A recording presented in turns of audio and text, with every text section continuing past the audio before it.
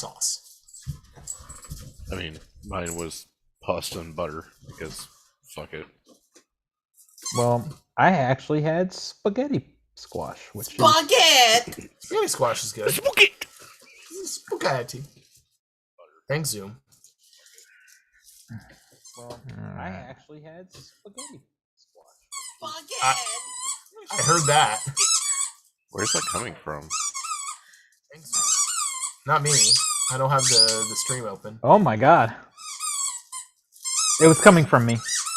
Somebody be squeaking. Somebody's That's squeaking. Shadow. That's this girl right here. Oh my god. Yeah, we're kind of watching her because she just threw up a lot. Yeah. Oh. For our streaming audience, for our live audience. Yep. My cat likes to throw up a lot too. Shadow was running around a lot outside this afternoon. And it's hot. And she just worked herself up too and much. she ate a lot of grass. She ate a lot of grass. And then got home and then drank a lot of water really quickly before we could stop her. And then proceeded to throw up about 4 or 5 times. Oh my god. It was four times. That we know of. That I cleaned up and Tina helped, but I picked up a lot of grass from the inside of her gut. That's disgusting.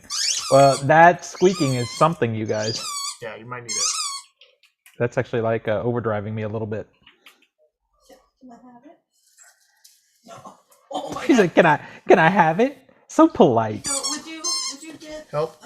blue? Nathan's whole head looks like a Switch controller. Playing Dead by Daylight. Because you red on one side and blue on the other. Now that they officially made David King a gay character. Oh, is that this case? Is that the situation? Mm-hmm. Well, then is that your new character? I mean, I've already maxed him out, and he's already prestige, so I gotta build him back up. I'm prestige All right. twice on my driller character and We can let her go downstairs once with on the my boys. scout character on Deep Rock Galactic. I ain't prestige on nothing, Shadow. and I'm fine with it. Somebody got in trouble.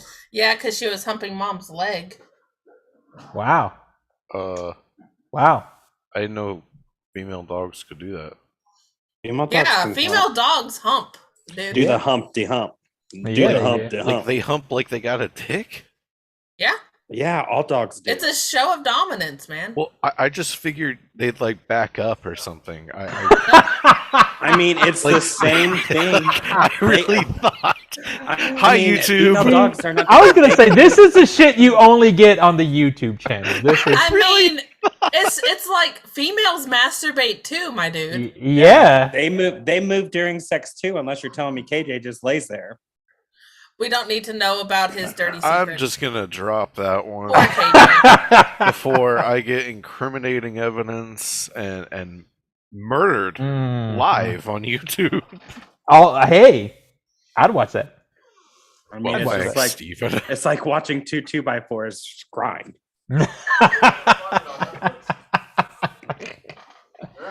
Oh, wait on Nico. Tina, he's you coming and right back. Yeah. you and Nathan want to pick something for the opener. Oh fuck. We'll get sure. Nico to pick one too. I got one. An opening. I'm doing the nun.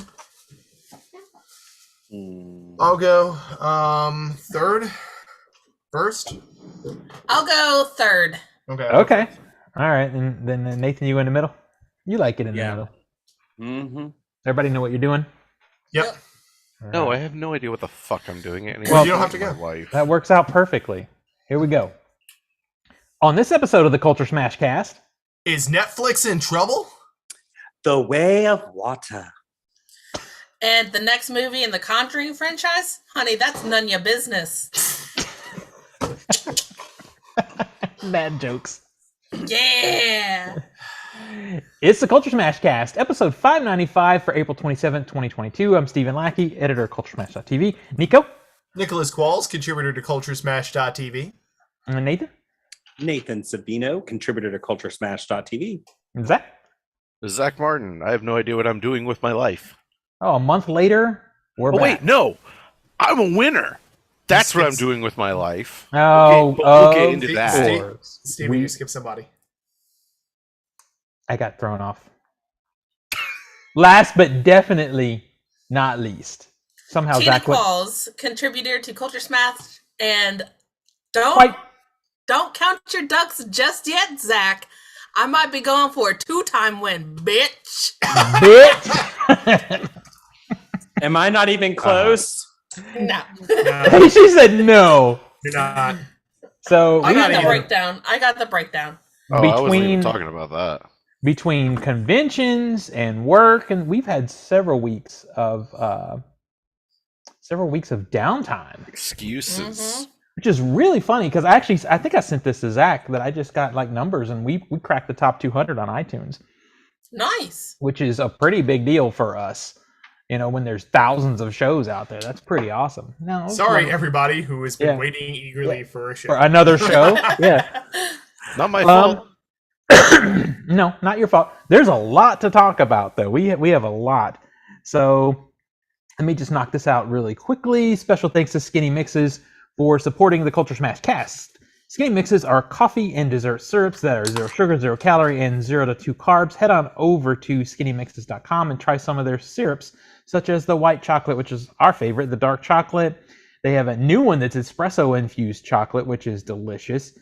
Salted caramel, and a variety of cocktail mixes, including the one I like the best, margarita. Use promo code CultureSmash for 15% discount on your order. Yeah, it's good. It's like salted espresso mocha, and it's tasty. So you can have coffee in your coffee. In your coffee, yes, that is true. I want to put it in. I haven't done it yet, but I want to put it in a cocktail.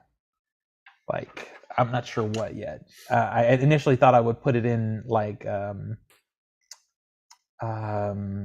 some Irish Put it cream. in like something like an Irish coffee. Yeah, that's what I was thinking. So that remains to be told, but there are reasons. We have been through a lot.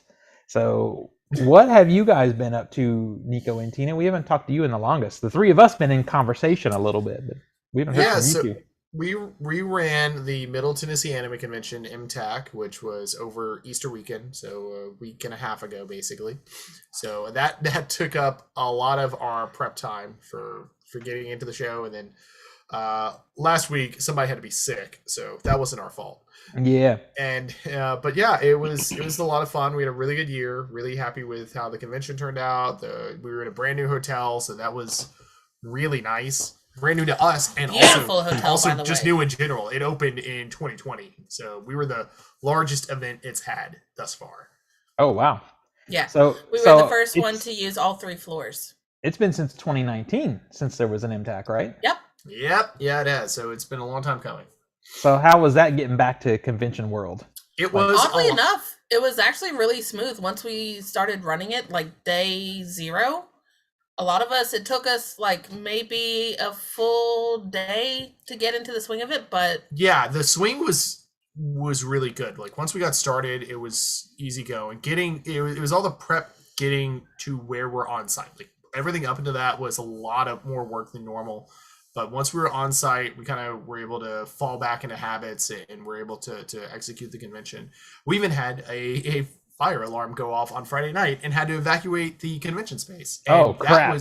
that was done incredibly smoothly. Yeah. We were out and back in under an hour.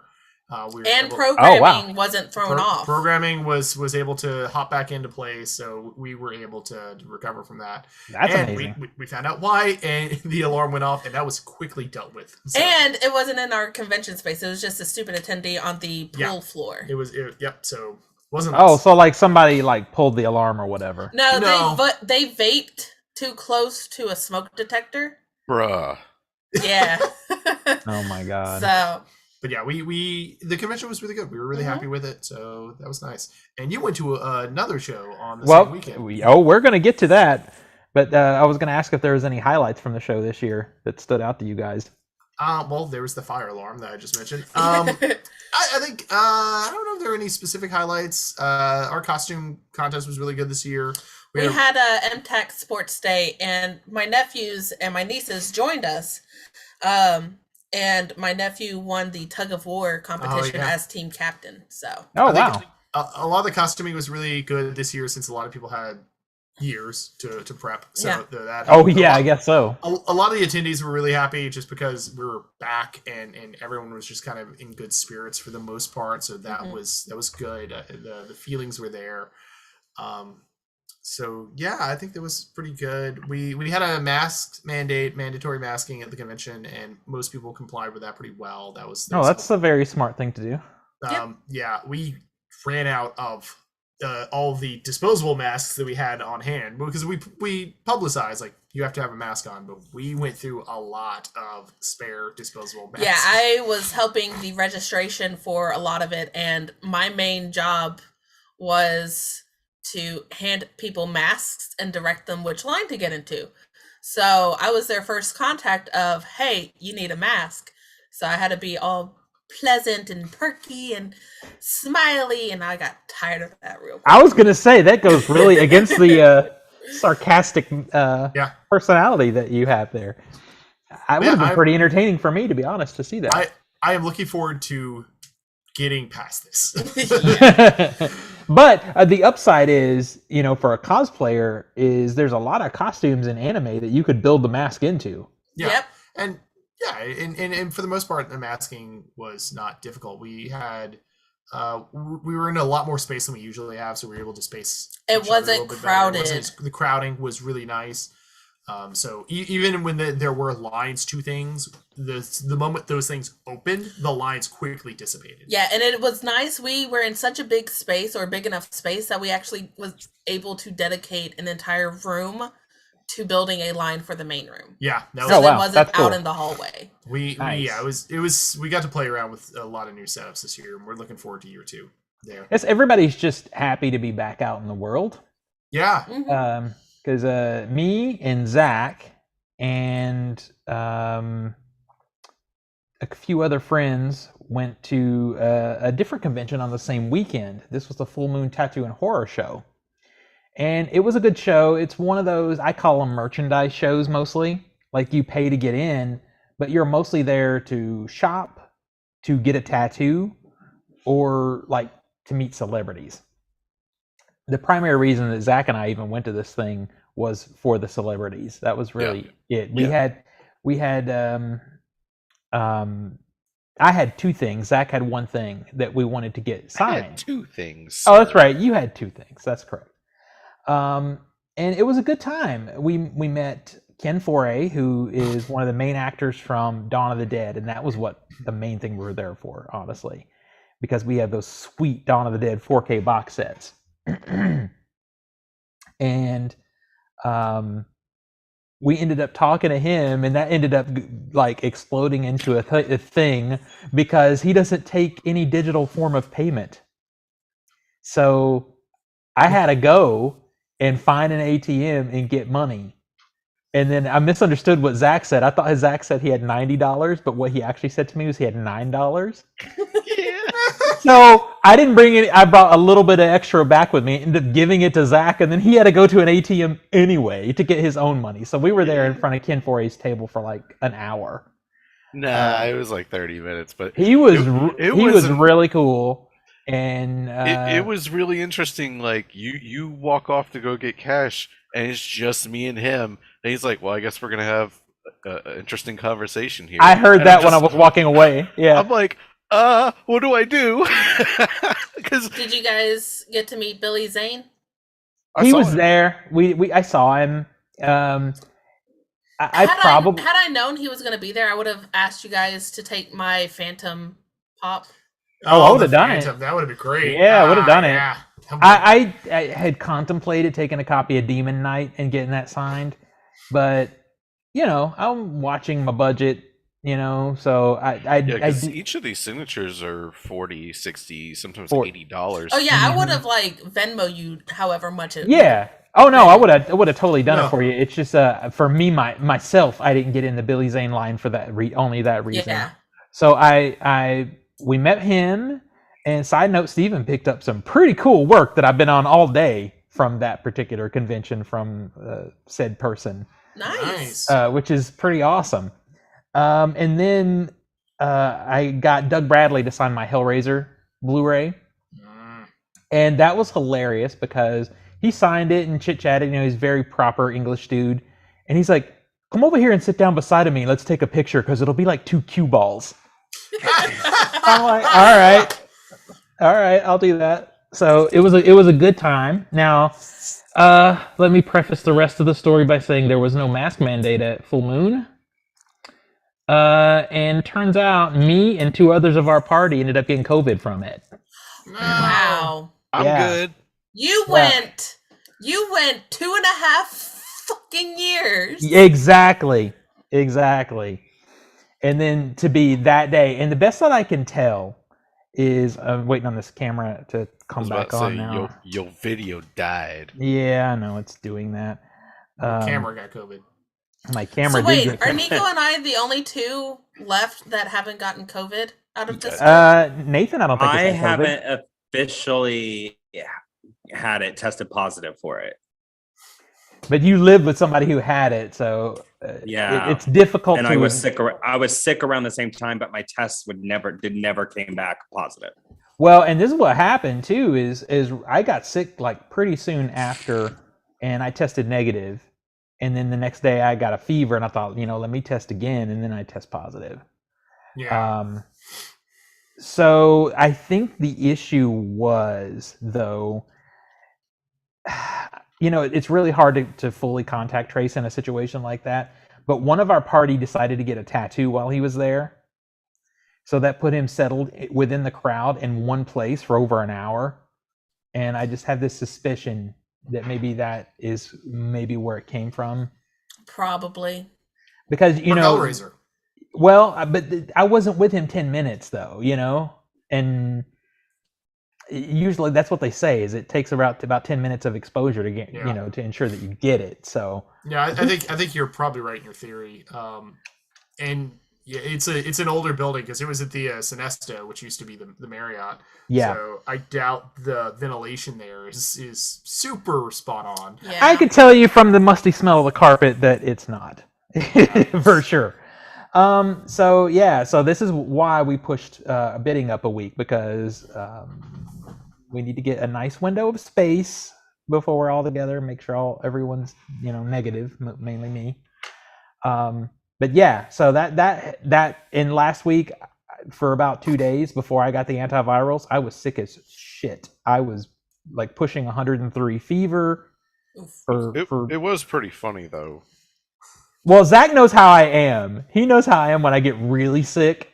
And we were having conversations with a mutual friend from the haunt, and then he kept asking questions or complaining about stuff, and I just responded, "It's fine. It's fine. It's fine." Because that's how when I'm sick, everything's fine. Because Steven doesn't give a shit. I don't know. I find it funny because out of all the traveling that I've done over the past like 3-4 weeks, because I went to Atlanta, I went to Hilton Head, went to Chattanooga, and then MTAC. And I was able to dodge this whole COVID bullet, and then you go to a tattoo little convention, show. And, Yep. Yeah, because we had like 7,000 people all at MTAC. Roughly, yeah. And they didn't have that. Yeah, but again, I know the spaces are going to be different. It's a new building, so the ventilation is going to be different. And it's just, I think you're right about the tattoo bit. Yeah. That's close quarters. During a pandemic, because we are still in a pergola, okay? Mm-hmm. So who goes and gets a tattoo? I agree. I was going to say, Steve, in that big of a crowd. Quite a lot of people. Yeah, there were a lot of people doing it, and I'm like, but I also think, like you said, the convention didn't have a mask mandate, and the people that were.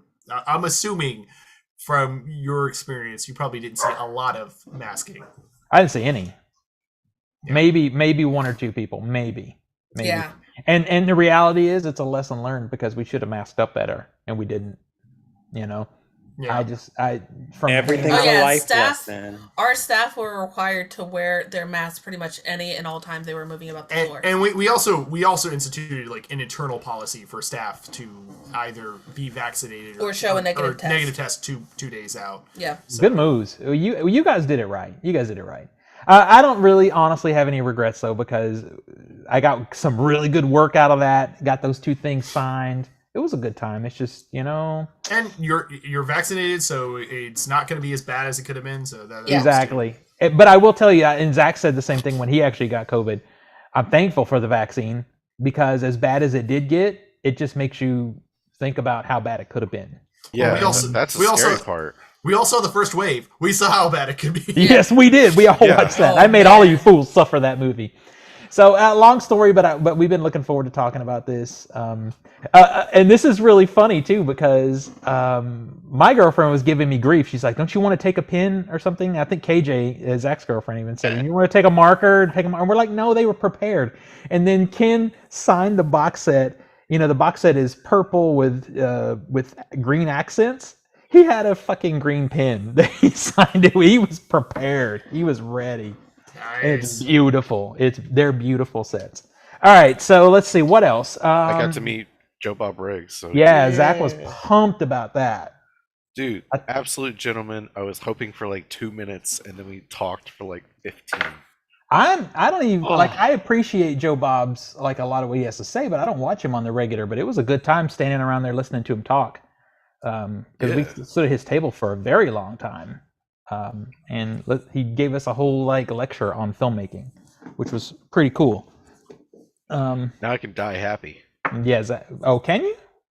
I mean, All right. Next time I see you, we'll, I- you know. I got my We'll test one that. cut of the dead signed. I got to meet and greet with Joe Bob Briggs. I mean, All right. what more do I need? The simple pleasures. The simple Hey, pleasures. So Zach and I have seen some movies that I don't think any of you guys haven't seen X. I've seen some movies none of y'all have seen. So I know I've that seen X. me and Zach and Nathan have all seen X. We have not seen shit. Man, So- y'all should have seen X. It's gone now. Well, Heads up on X. Does Oh. X give it to you? Oh, it's Yeah, gonna give it to does. Oh, you. X gonna give it to you, baby. I'm gonna tell you, X was. I haven't seen the other one they're going to talk about, but X is definitely up there in top films of the year. That's number 2 for me right Would now. you say it's excellent? It is excellent. Extraordinary? And It's an excellent adventure. the most surprising person for me was Brittany Snow.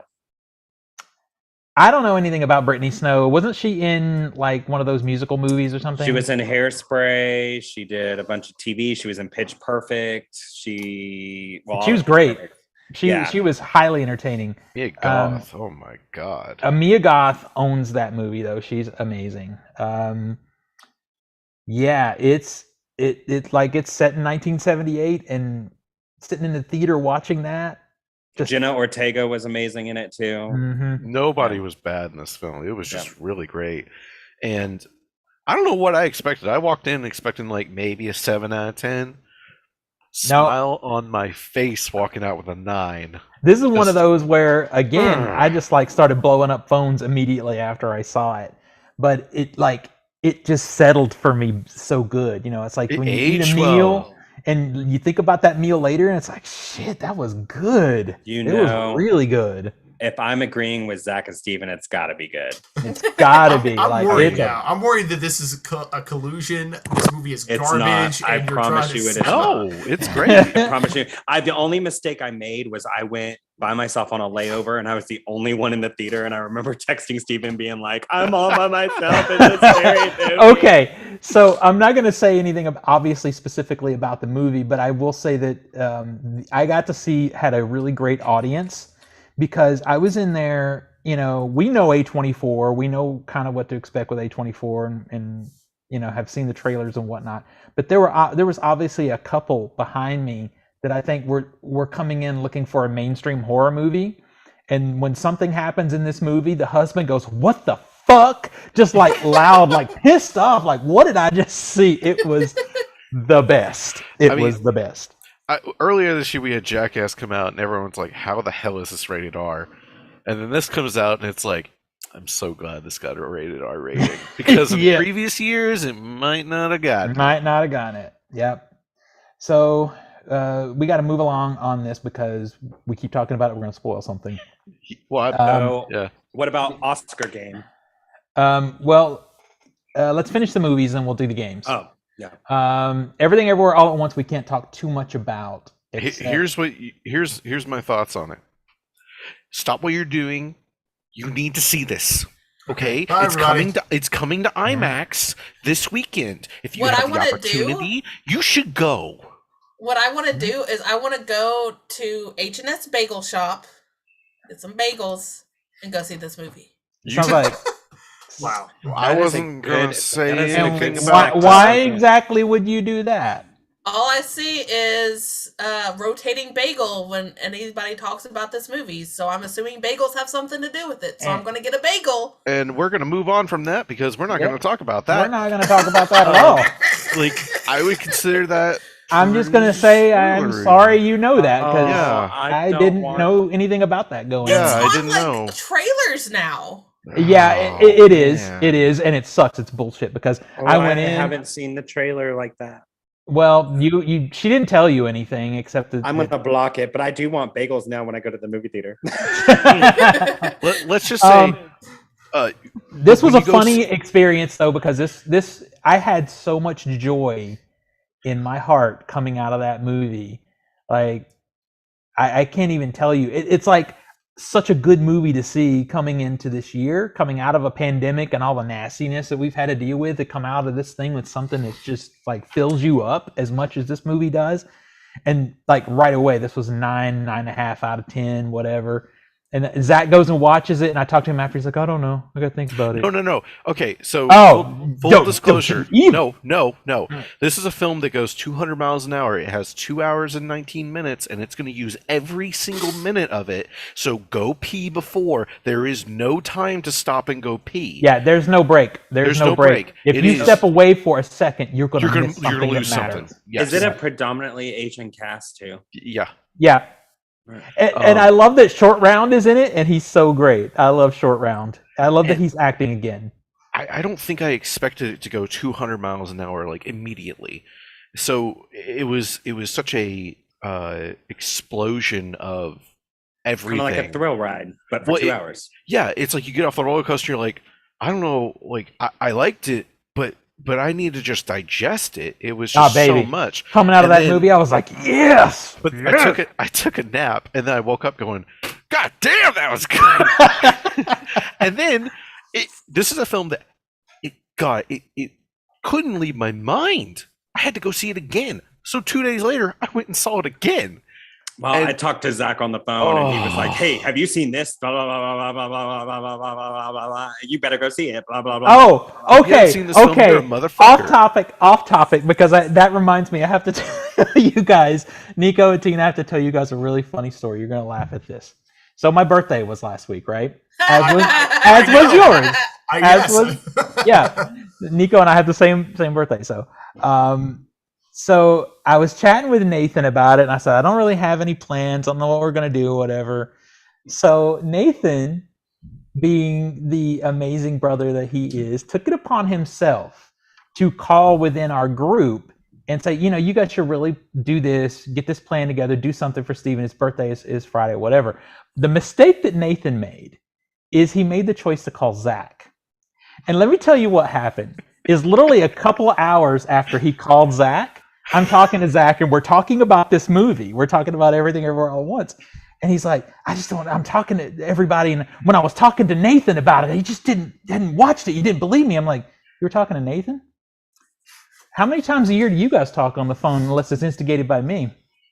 Then I called Nathan. I said, I love you, buddy. I said, whatever. Then come to find out, Zach didn't plan He shit. didn't do shit. I tried. I looked. Nathan's like, you should like take him out to eat somewhere. So I look up a couple places, and everywhere I look, it's just booked. And I'm like, fuck.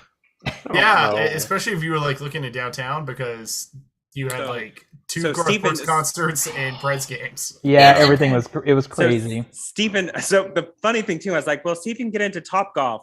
And Zach goes, well, can Steven do it? I was like, he just has to hit a ball. He doesn't have to see it.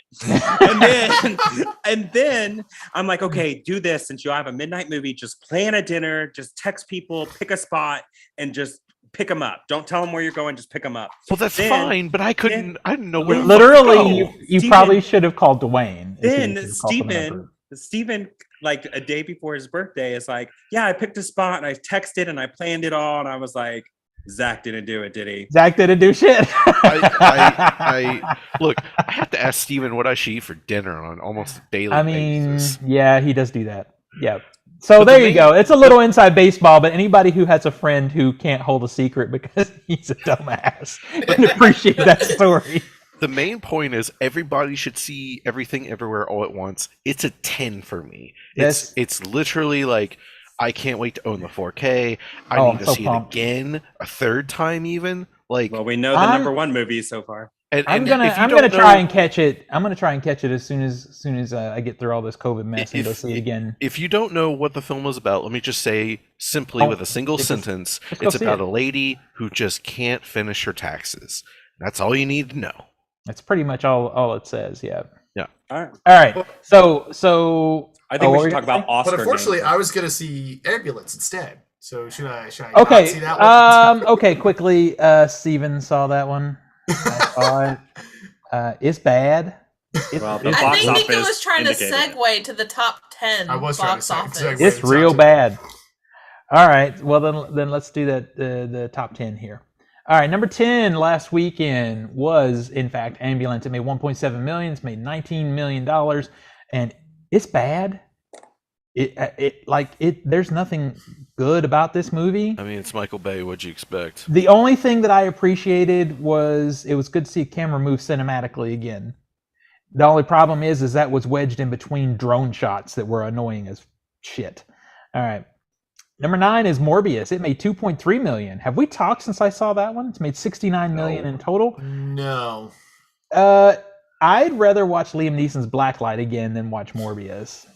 And are you ready for the sequel, Morbius 2? More BS? Vampire Boogaloo? I would watch that if it was called Morbius. I would totally be all for that movie. It would have to do two things: call itself Morbius and get rid of Jared Leto, and I'm all in. The biggest thing I can say about Morbius is it's boring. Ambulance sucks, but it's not boring. Morbius is freaking boring. It's bad. Number 8 is Father Stu. It made 3.3 million. It's made 13.8 so far. That's that Mark Wahlberg religious looking movie. Number 7 is The Lost City. That one made 4.3 million. It's made 85 million. Have we talked about this one at all? Mm-mm. Isn't that one of your movies? Yeah, it's one of his. I saw it. It's not my cup of tea. You know, it's a little bit of a rom-com, but it's kind of a Romancing the Stone kind of rom-com. It's cute. Like, it's not my jam, but it's cute. It was, like, I didn't feel mad after I saw it, like I did after watching The Ambulance.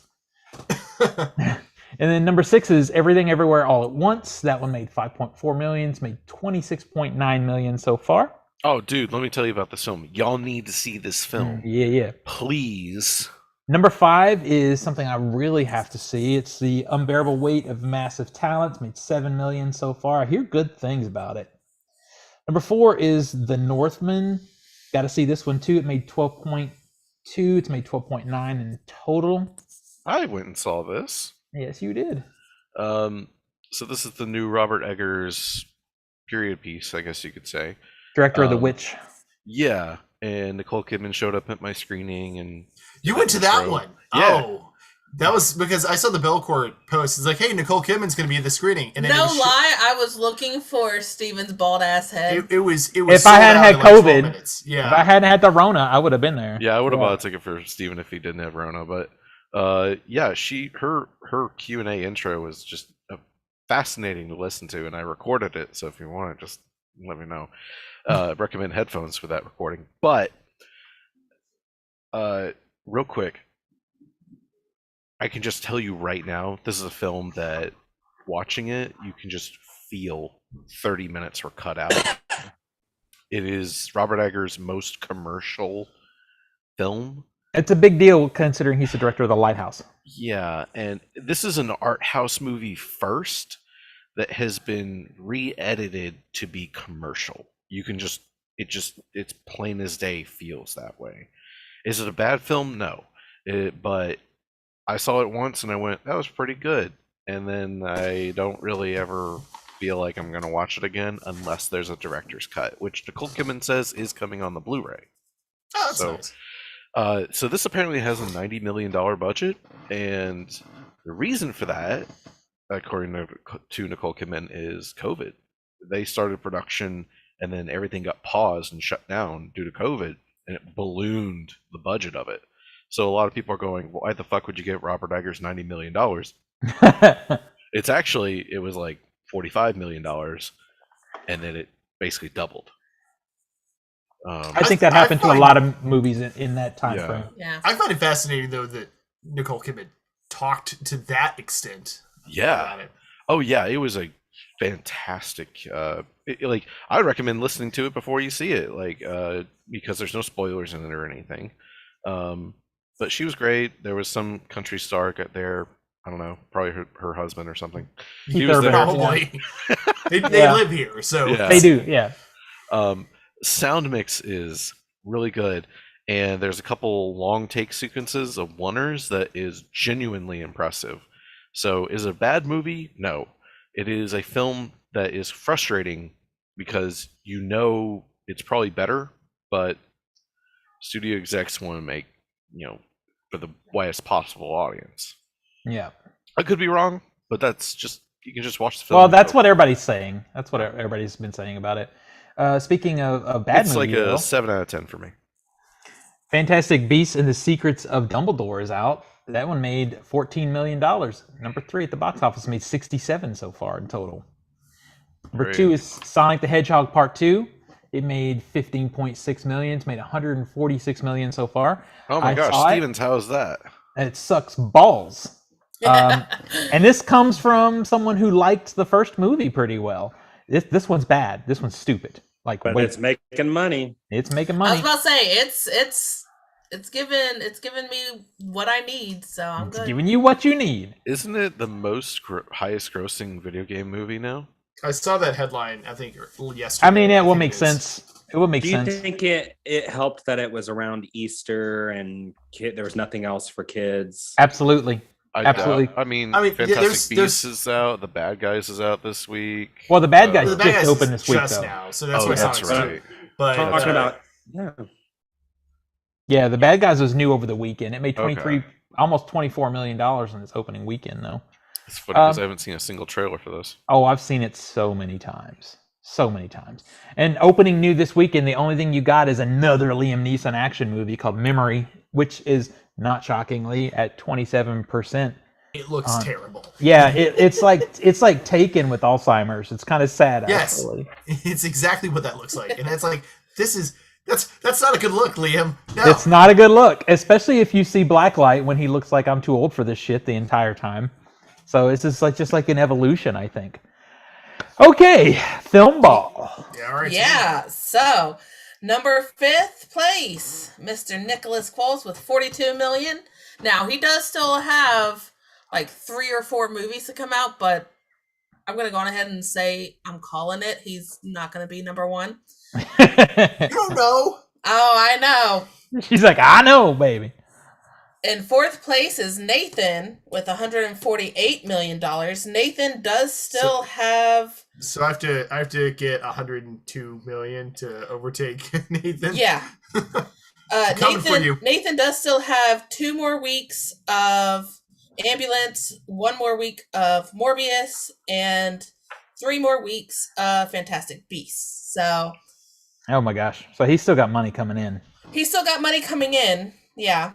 Now, is this up-to-date numbers, like completely up-to-date? Now, Not keep in mind, it doesn't include this weekend. They're always a week delay, remember? Yeah. Yeah. All right. 3rd place is Steven with 217.9 million. I can't believe I'm still there. Yeah, I've been done for a while. Done. Yeah. Yeah. 2nd place with 320 million is me. And I still have money from Sonic. I still got 2 more weeks of Sonic. And then Zach is still number 1 with 357 million. Oh my God. Done. But here's the thing. You only got to make 37 million to tie him. I only need $36.7 million to tie. To tie. And let me get to that one sheet. And No, now. No, let me have this moment. Right now, this past week, not including today's numbers and tomorrow's numbers that round out the week, Sonic's already made 16.4.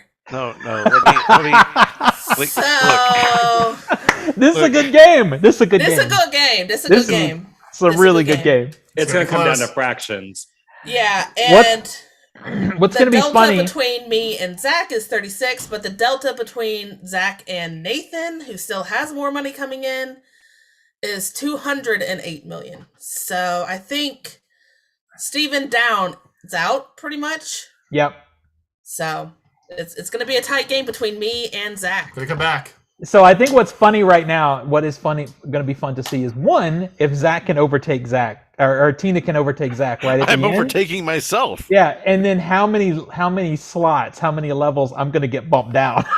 Well, and I'm curious to know like how many of each person's films got bumped or dropped or pushed. Oh, I can tell you that. Oh my Hold God, on. it's so bad. So let me get that back up. Give me a moment. One of my big movies I was banking on got bumped. Well, Yep. Downton Abbey got bumped, and I lost a lot of mine. Black Phone so got bumped. Zach lost The Devil's Light. That one got pushed to October 28th. Turning Red got removed and went to streaming. Fucked me, Disney.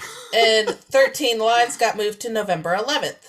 Mm-hmm. Steven, The Black Phone got pushed to June 24th. And Operation Fortune got removed altogether. Damn it. Nathan, Sesame Street got removed altogether, as did The Unbreakable Boy. And then Downton Abbey got pushed to May 20th, which is just outside this window. And Easter Sunday got pushed to August 5th. Just push to next Easter. Nico, Bullet Train got pushed to July 29th.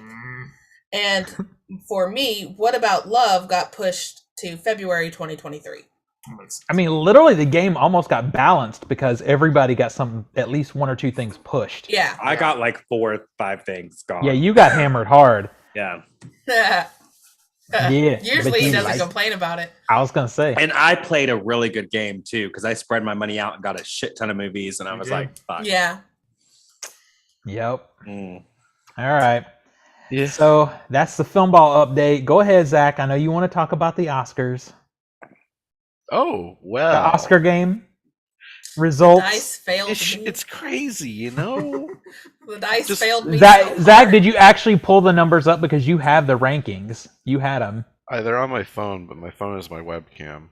You blew it. Okay, I'll But pull it up. let's say this though: the most rewarding thing of Oscar game was Tina not sucking as bad as we thought she would based off the dice roll. She still Tina sucked actually pretty got bad, some. but Yeah. it was, it Tina I think- actually did very well. I gotta come up with a gimmick for. I don't know next because Tina and Nathan were really close. Tina might have beat Nathan. You guys were. I don't remember the exact no, numbers. I think I came in full on last. Yeah, I mean, she, probably. She got some wins in the end that helped her not be a total like blowout failure. Yeah, goose egg. But no, but yeah, I think it was Tina, me, Nathan, Steven, and then Zach. Yeah, Zach and I were only within 1 point of each other, and I'm so mad because the only thing that kept me from that is I was literally looking at my sheet during the Oscars, and I saw where I had chosen Belfast on script and changed my mind at the last minute. That would have been. I'm so pissed, but I'm happy Belfast won that because Belfast deserved that award. I'm thinking next year I'm just gonna do Wheel of Names. Oh my god! So, okay. Final tallies. In last place, we have Tina with 7 points. Mhm. Next up, we have Nico with 11 points. Third place, we got Nathan at 13 points. Second place, we got Steven with 16 points. And the winner, Zach, For once in his life. first place with 17 points. One Fuck yeah. freaking point. I will take that But fucking you Boy, know what? it was something watching it though, because the first hour, Zach and I were like, "Yeah, got that." It was like a shutout, boy. No, and then turns out Zach was right about that best documentary short. Whoopsie. Oh, I'm so mad about that because that's Darn. not the Zach did best his one. fucking research and got that Mm. extra point. You know, if you had gone with me on that, Steven we just might got be having a slapped. different situation here. Steven just got slapped harder than Chris Rock. Yeah, so Oh. the ceremony Damn it!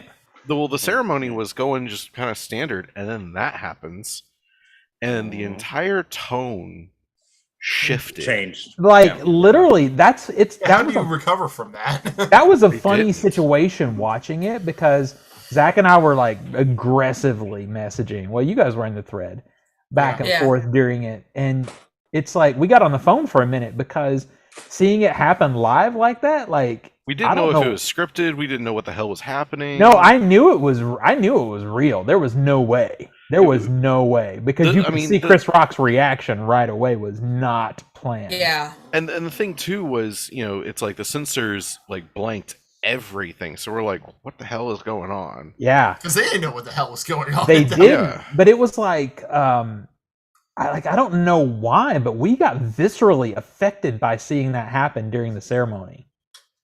Like I was shook. I'm like, Well, shit. it also just like it did bring the whole mood down of the Oscars, but then it highlighted a lot of the problems within the industry as well as how things are handled for certain people and certain events, and yeah. Well, I mean, I don't know if I 100% agree with all of that. I know there was a lot of things where people were like they needed to take him out of there. Well, for me, from my point of why are we celebrating violence or like standing up, giving a standing ovation to a person who just contradicts his entire speech? That was weird because in his speech too, they cut away to like an Oscars logo like twice. Yeah. So it's like, are we going to commercial or not? Yeah. And his speech itself was just a fucking mess. Well, and then there's a whole lot of other stuff that came out. Like, it was a really unfortunate time for that to happen because this was the first year the Oscars was fully produced by a black team. So a lot of people felt like it looked bad on them. You know, great finally that, you know, they give us the show and this is what happens, you know, with well, and it was already two black actors. It was already a weird night in general to how they cut awards too. That was some filler bullshit. and stuff. It was some bullshit. So it's already an awkward ceremony. The show was, yeah, and there were some things that are traditionally okay that weren't good, like the in memoriam section. Like we had to watch a church service, and I think it detracted from celebrating those actors. Yeah, it was like, hey, look at this person singing on stage. I'm like, Shut up. Why are we cutting to this? Cut to the people. It's about that. And then people were just straight up missing from that reel. Now the one thing White got a fucking 1 minute pause on her. Yep. It was fucking weird. The one thing about what you guys are saying about the standing ovation or whatever, and I've been having this conversation a little bit with some people here and there, is the thing to remember is when any award is given for a film, any award, whether it's best actor, best director, best writer, best whatever, that award impacts the entire team that made that film. So that film, as apparently awards worthy, it should still be celebrated. You know, I don't know how I feel about the standing ovation, but if it was good enough to be nominated and to win the award, you can't, that's why the Harvey Weinstein's freaking Oscars have never been taken from it, because that would be taking that Oscar from the entire filmmaking community that made that movie happen.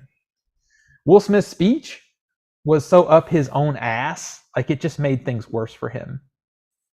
And we don't do a lot of like gossipy talk on here, but I will say that I feel like the punishment fits the crime. Honestly. Yeah. And he did accept it. Yeah, what they did is fine. He can still win Oscars moving forward. He just can't come to the ceremony and accept them. Mm-hmm. He gets the Roman Polanski treatment. He does get the Roman Polanski treatment. All right, so let's just hope his pregnant wife doesn't get murdered by a cult. Yeah, let's hope that happens. My fucking doesn't happen. Name out of your fucking motherfucking mouth. lot of good So- memes came out of it, though. Okay, I was gonna say that is the best thing ever. Is on TikTok, it was nothing but cat videos of cats slapping each other with that audio, and it never stops being funny. Yeah. Never stops being funny. All right, so I guess that pretty much catches us up to now. Finally, So, yeah, I finally get to have bragging rights. Well, I've you been know waiting what for this we fucking moment. finally get to catch up on, and what story we finally get to catch up on? what's that? Avatar. I'm so hype. I love Airbenders. Dude, The Last Airbender? Fuck yeah. We've been waiting 13 years, so We got Done plenty of by time. waiting. Well, at CinemaCon 2022, Avatar 2's official title was revealed to be Avatar: The Way of the Water. that really Further- doesn't help it not seem like it's The Last Airbender. No, for real. Yeah, I mean, kind of. Furthermore, it was announced that a remastered version of the original Avatar will be released in theaters on September 23rd, 2022. Producer John Lando appeared on stage to additionally share that Jake and Neytiri's family will be at the center of each of the 4 sequels. Each film will be a standalone story, but all of them will be connected and will tell a much larger tale. There's Director- 4. There's going to Yeah. be 4. Yeah, he's been saying that for a minute. Yeah.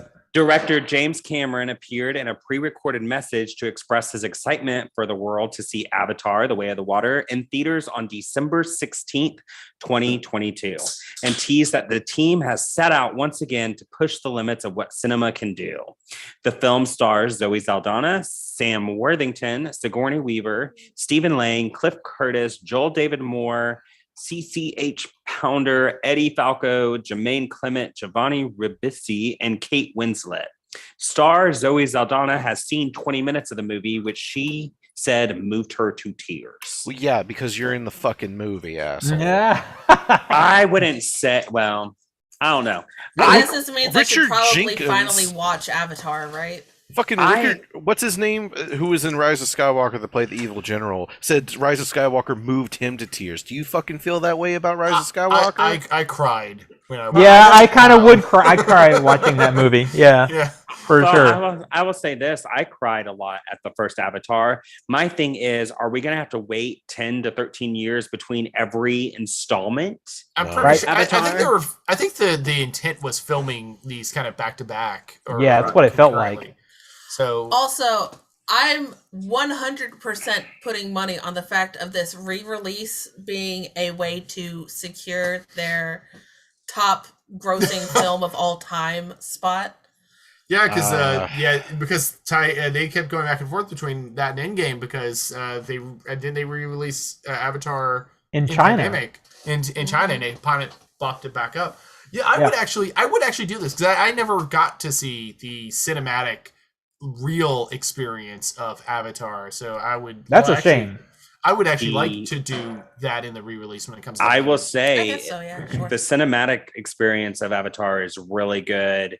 And then like you watch it at home and I still have the same kind of feels, but I haven't watched it in forever. But I have been on the Avatar rides. And Yeah, I like the ride. Get on the And rides. when I I tell got you stuck on the ride. that makes me so excited to actually see the next Avatar. I mean, the first Avatar. This is a very historic part of this Man, podcast. it was but an IMAX fucking It's- experience. It's still to this day the best 3D I think I've ever seen in a theater, and it's 13 years old.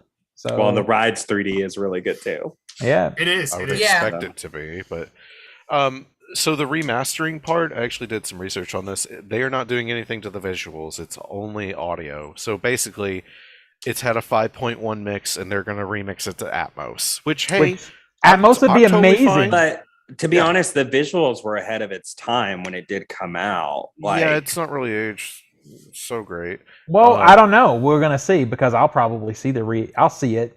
I'll definitely go see the remastered in theaters, especially because it'd be good to refresh on the story before they come out with the second one. My question would be: are they going to re-release it in 3D?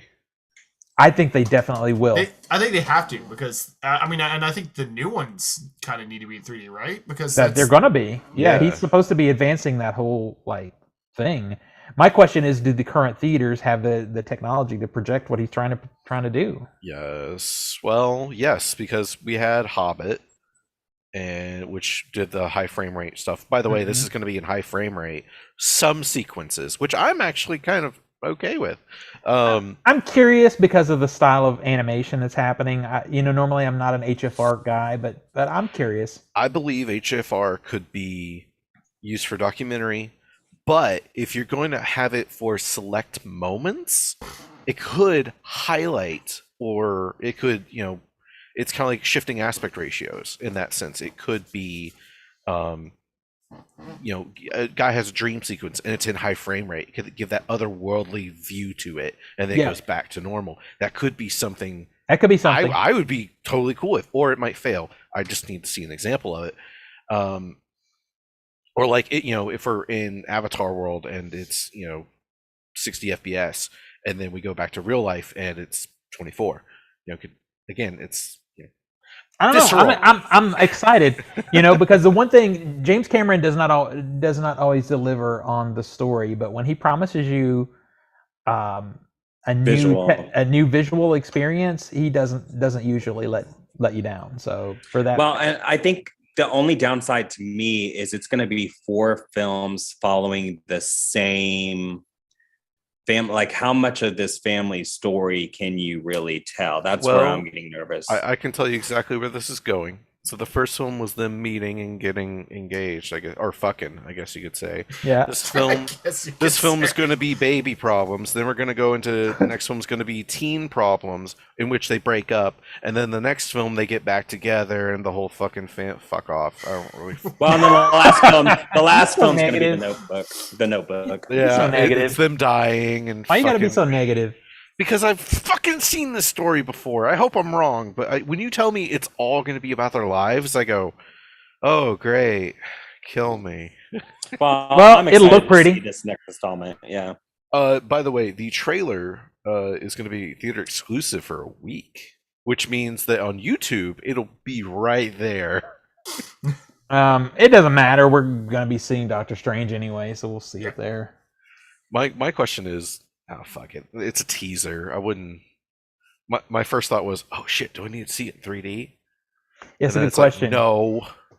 No, I guess not. I almost prefer to see the trailers not in 3D and then see the movie in 3D and have that like transitional experience. It's more surprise. Yeah. All right, moving on. What else is surprised? One last thing. The title. I swear to God, this title has been around for like a year. I hadn't heard it before.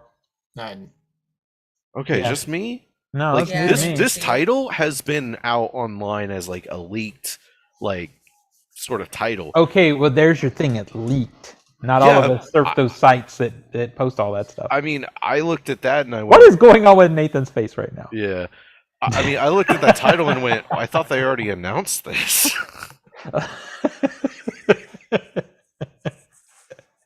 I'm just laughing at his dumbass face. Audio listeners are missing out. Yeah, that's why you come to YouTube every Wednesday night at 7 to 7:15 CST. When we record. When we record. Yes. Yeah. Anyway, right. if this leaked title has been confirmed, it doesn't make me really feel good about the other leaked titles because they were I swear bad. to God, it's just going to be, each one is going to be a book of Avatar: The Last Airbender. Yeah. Okay. All right, Tina? All right. During the 2022 CinemaCon underway in Las Vegas, Warner Brothers made a surprising announcement regarding the continuation of its Conjuring universe.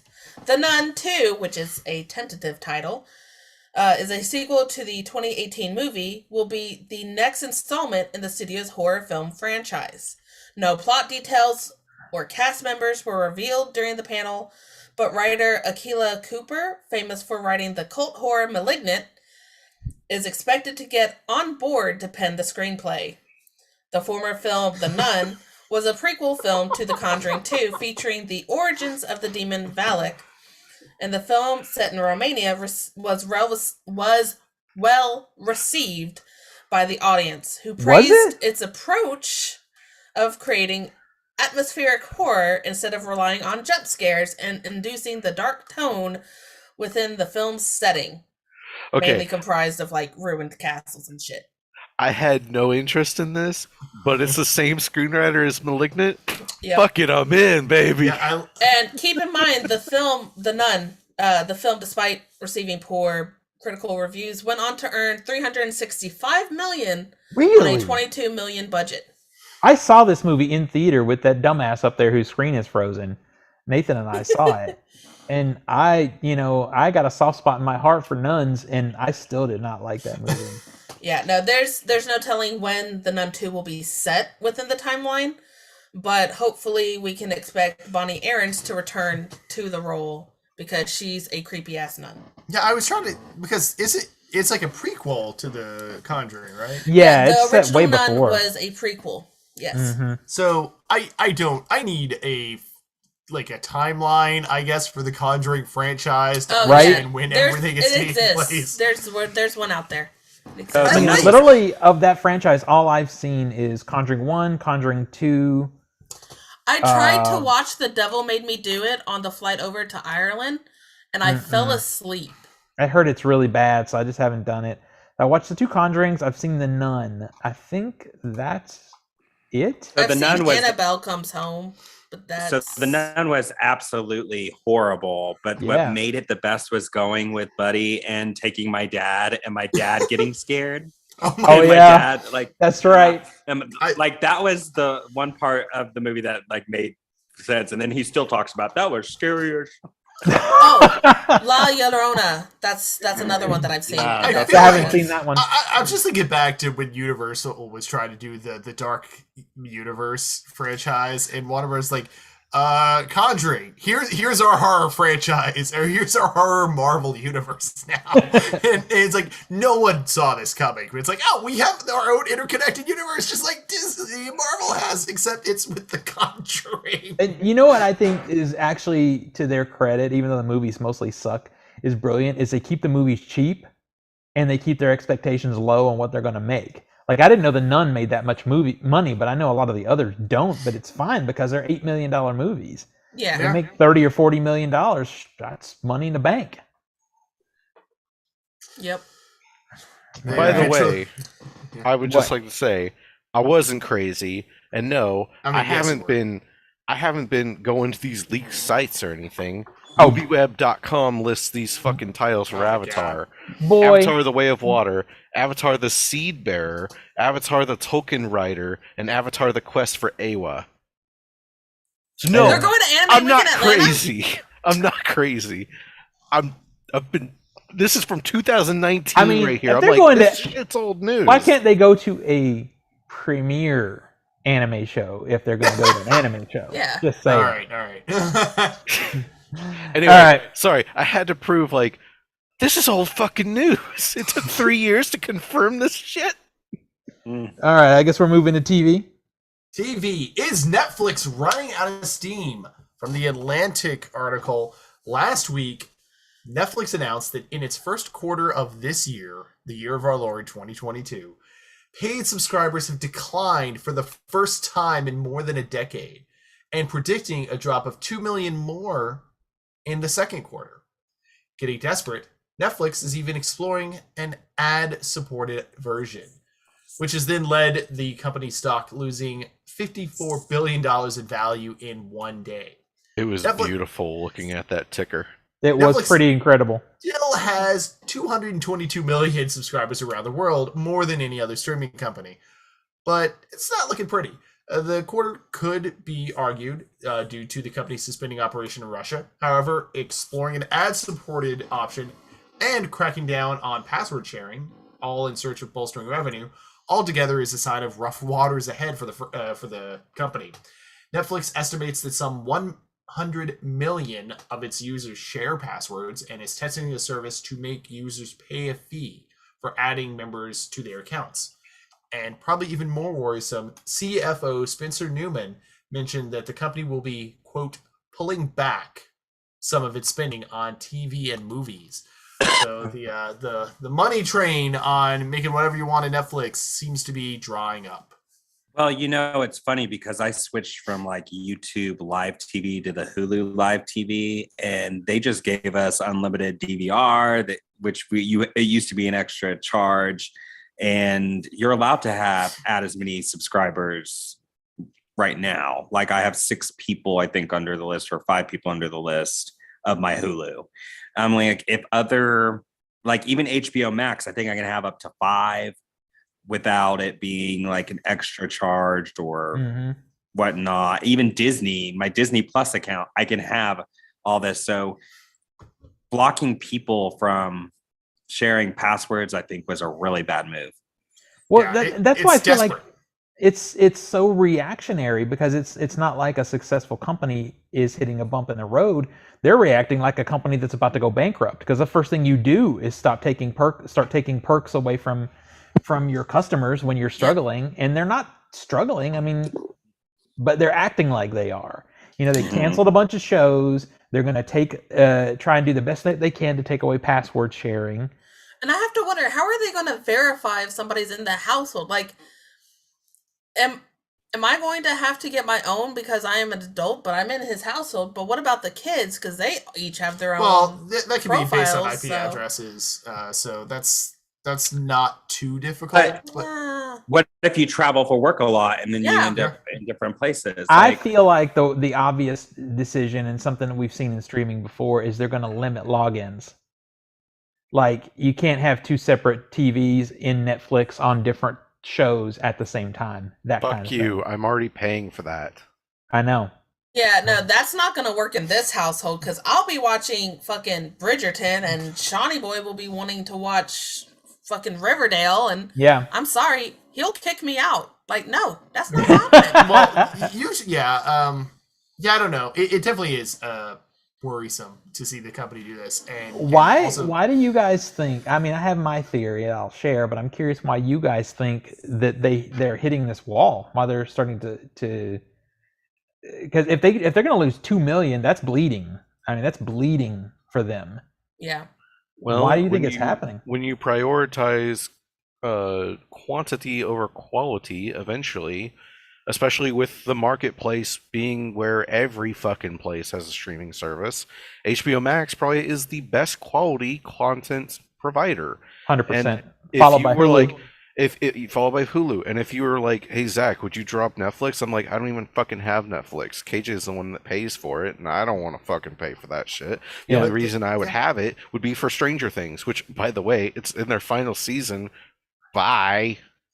Yeah, Well- and not only that, Apple Plus also has Mhm. really good content, and they are definitely looking more and more as a premium subscription and premium video producing subscription. Plus, Oh. at this point, as you guys said, the market's so fucking flooded right now that And on top of people that, are going Netflix, to cut yeah. off the leg that doesn't entertain them the most. well, and Oh, people, speaking of leg, it's like what, $23 for Netflix, like Yeah, on their it's real 4K expensive. plan. HBO Max is 13. Apple TV Plus is 5. Like Hulu Well, I think is that, 10. but I think that's a symptom of what is the issue, because I mean they keep raising their prices, is a sign that there is a problem that they need to pay for. So Yeah. what are Well- they losing money on? well, and people need to also realize too, like Netflix, people are getting fed up with Netflix for like starting these shows that are basic, like visually or like story concept, and then just abruptly canceling them without completing a full story. Yeah, like Or, why, like, why should wrapping I it- watch your wrapping- shit if you're not going to finish it? Yeah, like wrap it up in a nice package, because there's been several shows that's only had 1, 2, maybe 3 seasons, and they don't wrap it up. And it's like, well, why the fuck did I even invest my time in this? Exactly. And then you got shit like Love is Blind, which I'll be honest, I watched Love is Blind, and I can admit it is a shit show. It is Yeah. garbage. The first Like- season was way better. Like Nathan and I used to watch The Circle. It's shit. It's a shit Yeah, show. like I tried It's like actually 1 or on 2 in the episodes background. of The Circle, and I was like, I can't with this shit. And that even got worse. Like, I'm Yeah. like, So here's what I think. I think Netflix had this really great run, like 10 years almost, of living and breathing on FOMO. You know, Yeah. there would be all these shows coming out. Everybody's like, I gotta see it, because HBO lived and breathed on that for years before that with Sopranos and True Blood and all the other things that they used to do. Well, the problem is the way the other streaming services have beat them is just there's such a glut of reasonably good to really good programming out there now.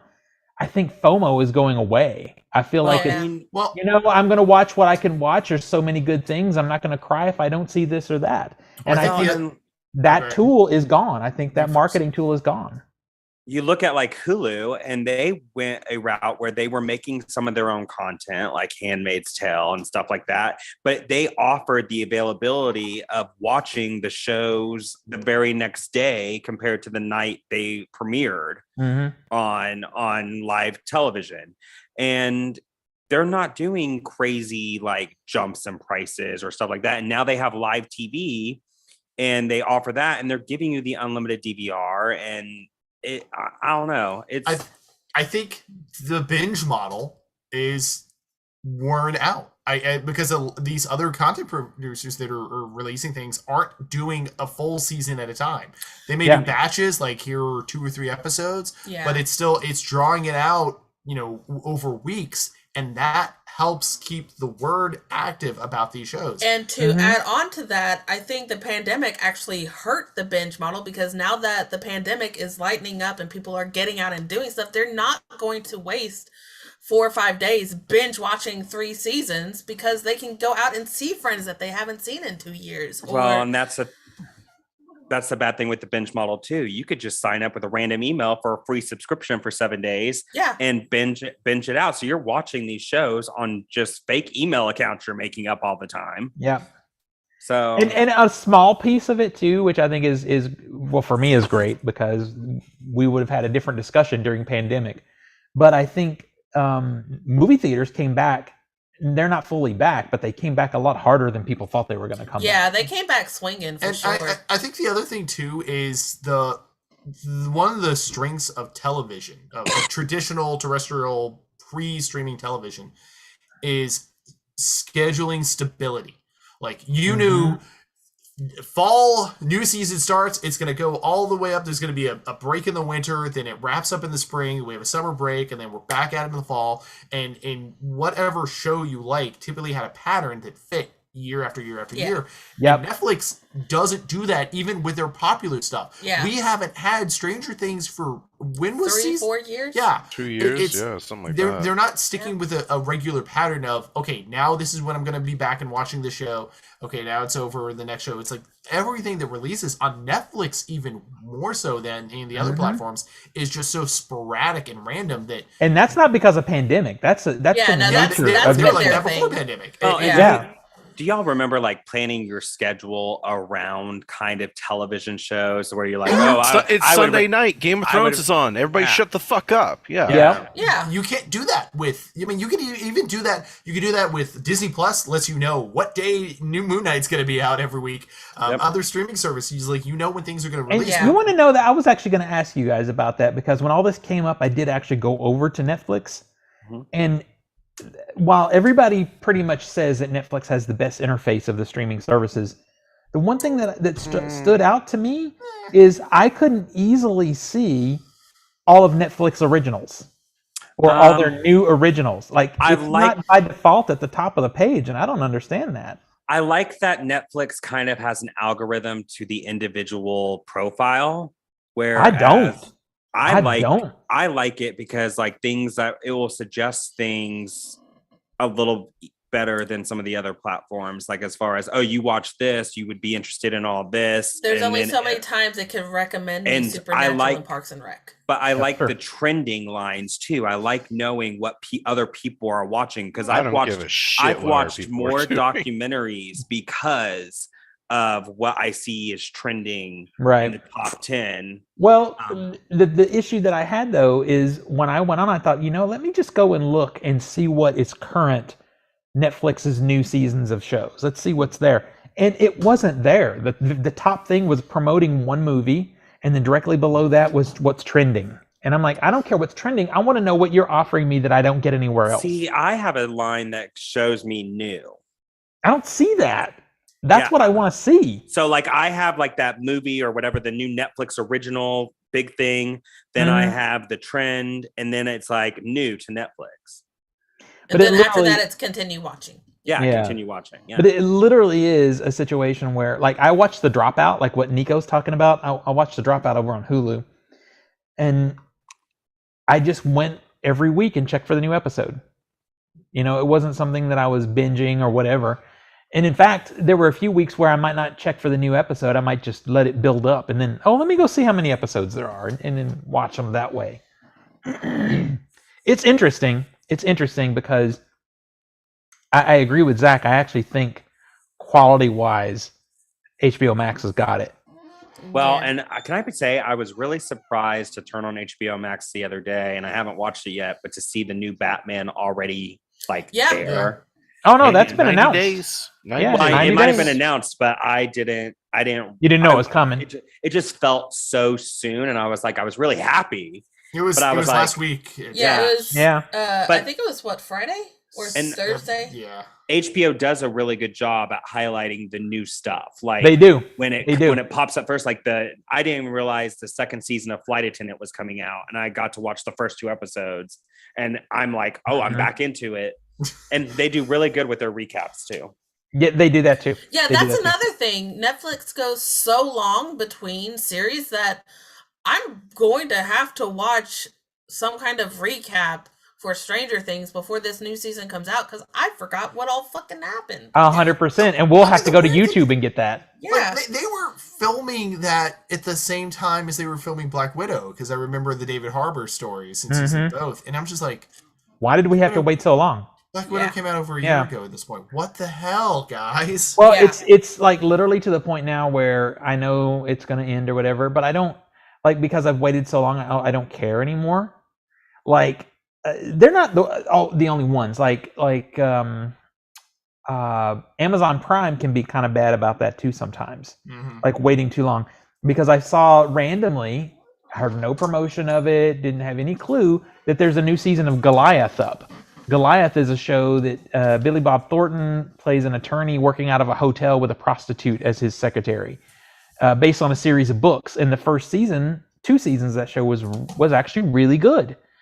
There's a season 4 now, and I pulled it up, and it's been so long since I've watched the show. I'm like, I don't really care, and I just stepped away from Yeah. it. It's interesting. It's very. I just know I'm getting pissed on waiting for part 2 of Ozark, and I thought that was out this week.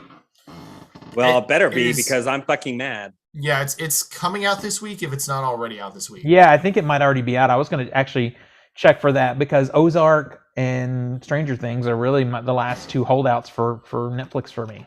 You know, those are all I care about now. Well, I'm using Netflix to watch Manifest right now, and I'm already midway through season 2, and I'm really excited through. So Manifest is actually pretty fun. I watched it. Yeah. I'm actually using it to watch Bridgerton because I got the books and everybody in this house has watched it but me. I like the All right. second season. It's just different. I like the I'm halfway through the second season, and I'm trying to get through it. It's not the You're it's watching, the show's fault. Nico, you're I like- watching Bridgerton? I like Bridgerton. Yeah. Yes. Really? I'm waiting for Yeah. season 4 so All that right. Penelope and Colin can get together. Oh my God! Now, Spoilers. I was literally about to say maybe I should give it a chance. Then you said that, and I'm out. I will say No, season Steven, 1 was Steven, more this is not, exciting. this is with not a sex. show for this. You would not like. No, this show. Do Steven, not you would bother- hate this do show. You not would even hate bother this your time show. on this show. You will be so fucking frustrated with this Dude. show saying everybody's stupid, and you're right. Everyone is stupid, but it's a stupid we enjoy watching. That's all that Man. matters. KJ That's- is now Preach. watching Bridgerton, and it's interesting seeing her reaction. I'm like, what is this? Some fucking period piece shit? She's like, shut up! I'm watching. I, KJ is gonna also get- the I one that would- makes you, I that would forces love- you yearly to binge watch Grey's Anatomy too. I though. would love to watch you and KJ watching Bridgerton. Like that reaction would just be priceless. It'd be, It would basically just be Zach petting the cat. Just petting the cat. Biscuits would be there too. I ironed my pants to it last night, and I was like, is this fantasy world, or is this what's the rules here? That's very specific. Oh my god. But Zach, hilarious. if you wanted to watch something on like HBO Max, Okay. In the chat room, Tyler says he loves seeing Netflix taking the L. It's He beautiful. says the thing I don't get is how do they know the password sharing and not just a family who lives in... Yeah, it's exactly what we're thinking. The same thing too, Tyler. Stranger Things is going to get a suspicious 5th season. Oh, and mad about canceling Santa Clarita Diet, which I heard is actually really good. I heard that's really good. Clarita The Diet 2 is or 3 amazing. episodes that I watched, I flippin' loved. And but let me that's tell the you, thing too. It's like it's all there, and you watch a little bit of it, but you don't get a chance to And then watch it. something Well, else that's it. pops on the hype train. Yeah, I feel like it's that's a really show good. I should have watched because I love Drew Barrymore. Always You have. would. I think You you would have would loved that. flip You and would have enjoy. loved that would have been a Yeah. good show for a Hulu style. We're going to release an episode a week because Once a then week? it's Yeah. digestible. well, like this, and that's one of those that they abruptly stopped it, and there was more story they could have Yeah. told or wrapped it up. And I'm like, ugh. You know, it literally, as I'm sitting here, we're talking about it, literally does feel like a culture thing because I complain about not watching any of the crap that Netflix puts out. Yet I did watch, I watched Handmaid's Tale. That's I Hulu. just said I watched The Dropout. That's Hulu. Right. That's my point. Is I'm sitting here thinking about the things I watch. Like you're talking about Hulu stuff. I watch a lot of stuff on Hulu. Like I watch a lot of their things. But And it's it is also like stuff that gets released like one at a time, so you Yeah. can And spread maybe it that- out. Or like at most 3 episodes. Yeah. Right. At Well, most. usually they'll drop 3 at the beginning of the season Yeah. and then Yeah. go 1 a week after that. All right. I think we got one more, right? Zach? Yeah. So the spice must flow. The spice must flow. For those people who just cannot get enough Dune, I'm one of you. The Dune prequel series at HBO Max has brought Johan Rennick on board to direct the first 2 episodes. I don't know who this motherfucker is. Never heard of him. He'll also serve as the executive producer on the show, currently titled Dune: The Sisterhood, which takes place 10,000 years prior to the events of Dune, and follows the Harkonnen sisters as they combat forces that threaten the future of mankind. Computers, it's the computers. They talked about this, but so this guy who's going to direct won 2 Emmys for his work on the critically acclaimed series Chernobyl. As one is an executive producer, and the other for best limited series and best directing. He directed all 5 episodes. Okay. I'm on board. Okay. I All you fucking had love to do Chernobyl. is from the I'm guy in. who directed Chernobyl. Okay. There we go. Yeah, that means I'm giving it a shot because There we Chernobyl. Chernobyl Yeah. is amazing. He also worked on *Halt and Catch Fire*. Yeah, I'm sold on that one. I freaking loved that show. Oh, Tyler says that the Amazon Prime shows are coming out 3 a week, 3 episodes a week. Amazon Prime is also, we kind of mentioned it in the story too, but it's like, Amazon Prime's where I go if I can't find it anywhere else. I was it's about like, to say, I am- I forgot that was a thing. I am really, because I fell off a Wheel of Time really quickly. It looked like garbage.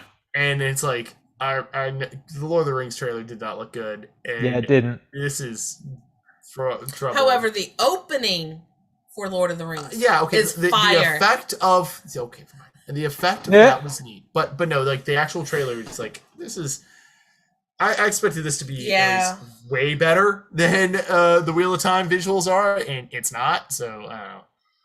Sorry, I Zach. like how it's like this guy's also an accomplished music video director to boot. Oh, that's ooh. I mean, wasn't John Oh. Favreau a music director, a music Yeah. video director too? I mean, it's you got to Was start he? somewhere. I mean, Yeah, but you David know what, there- Fincher was a music director. I was gonna Michael say, Bay there- was a music video director. There was an apparently he era did when some that was a David good thing. Bowie one, so it can't be too bad. Well, yeah, I was gonna say he was an accomplished music video director, including directed David Bowie, and I'm like, okay, that's not a recent music video then. Yeah, so he's old school music video director, which might be a very positive thing. I don't know. Well, we've talked about this before, though, but my big issue with Amazon Prime is their interface and their application sucks balls. Their UI is so fucking horrible. Yeah, it's like I don't even want to look at it. It's just It so is. I ugly. think it's the Honestly, only- you it's go the to only Amazon service- Prime to get the other subscription services that you can access through Amazon Prime. It's That's the what only you service I know of that still like divides show by season. Like instead of like all of a show together, it's like here's season 1, season 2, season 3, and it's interface, and they're not always in order either, and it's so frustrating. It's just bizarre. Yeah, it's bizarre. Well, but now, like when I looked at Goliath the other night, you could go to just the show and then see the season tree break down under it. They had that. I think they do that for their stuff. Oh, okay, that might be a thing. Because I know when we were going through our stretches of like Kitchen Nightmare. That and Are You Afraid of the Dark? Oh, yeah. Now, see, when I went through my Kitchen Nightmare binge, I did that on Hulu. That was probably better. We should have done it on Hulu. Yeah. No, I think we did do it on Hulu, and then Hulu ran out of like the didn't have all the episodes. Yeah, that happens with Hulu a lot, and it's getting worse. Actually, it sucks. Hell's Kitchen we did on Hulu. Yeah, Hell's Kitchen was Hulu. Yeah, Kitchen Nightmares was on a. Well, let me tell you, the best way to watch stuff is still on the disc. And Speaking of, if you want to buy something this week, you were screwed because there's one good thing in there. Is the big release, and it's out in a Blu-ray, 4K, and a Steelbook, and that movie is awful. I need my destruction porn. You shut the fuck up. Do you flick the bean while watching it, or like? No, I just like watching shit get destroyed. Be like, that's what you deserve. Okay, so Ada and I went on date night to see this movie, and she liked it.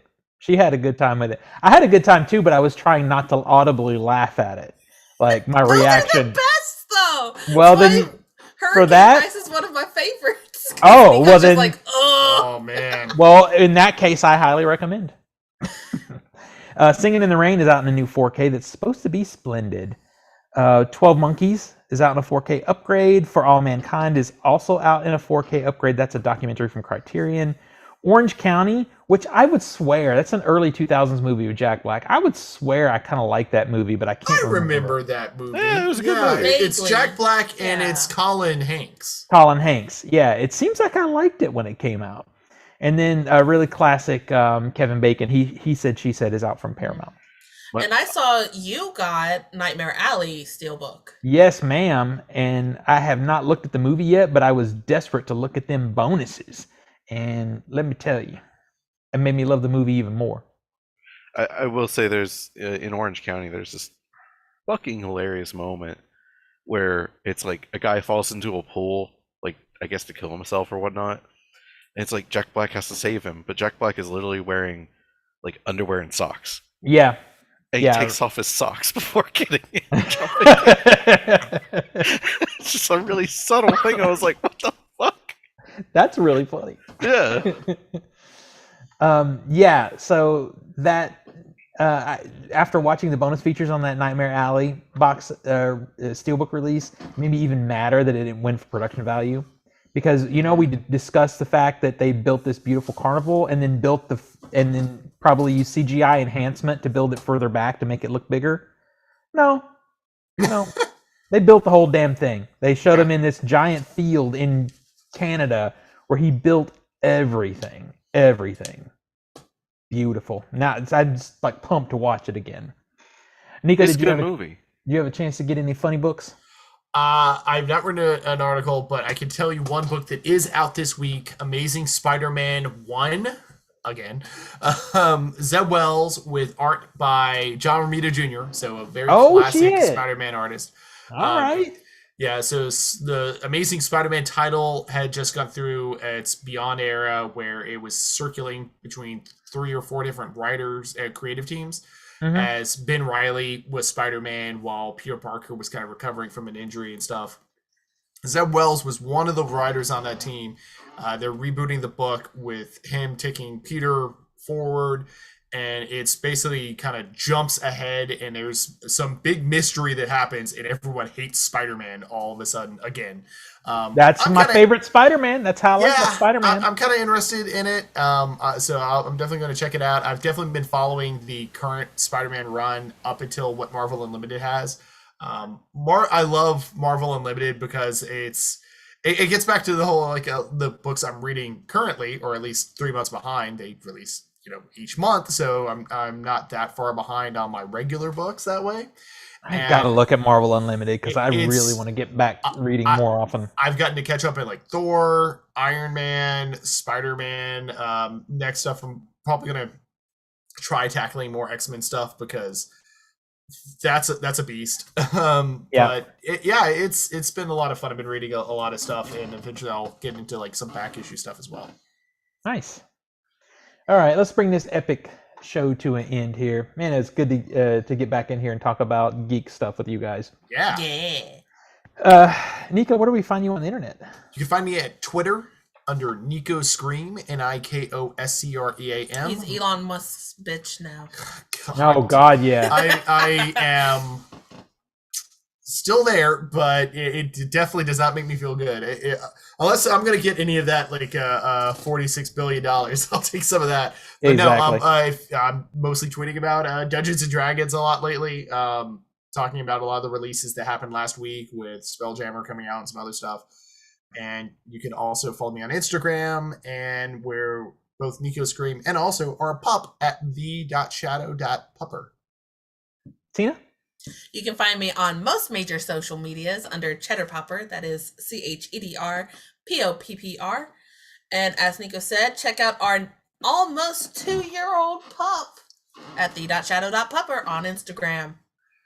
All right. Oh, and she apparently has a TikTok that's being managed by my nephew. So there's that. I love it. I need to find that TikTok. That's funny. Nathan? You can find me on Instagram, Nate_R_70 mostly. And then, occasionally playing Dead by Daylight. Playing the DBD? Yep. Is that playing with that D. Playing with the D. DND, DBD, DBZ. All the D. Triple D. Well, you can find me on Steam playing DRG. That's Deep Rock Galactic. But you can also find me on Instagram. I'm Master of the Bank 91, as well as Discord and Steam as a dangerous mute lunatic playing Deep Rock Galactic DRG. All right. Steven, yes. Join us. Oh, tomorrow night. If you're playing, I'm joining tomorrow night. I'll play Hell tomorrow night. Yeah. Depending let on me just make sure crossplay is a thing. Well, yeah, you better. Yeah. And Steven? So you can find me. I guess if you want to follow my Pushing 100 after I get past the Rona, I'll be back in theaters seeing movies to try to see 100 movies this year. You can follow that over on Letterboxd under CultureSmash. And then I'm most active, oddly, on Instagram and TikTok right now under OTS Movies. I'm posting a lot there. And then, of course, on the YouTube channel, OTS Movie Night, posting over there, too. That's where you can find all the good physical media deliciousness. Also, Kaylee the Chubbs. Kaylee the Chubbs. I've got a backlog of chubby pictures of her that I need to get posted.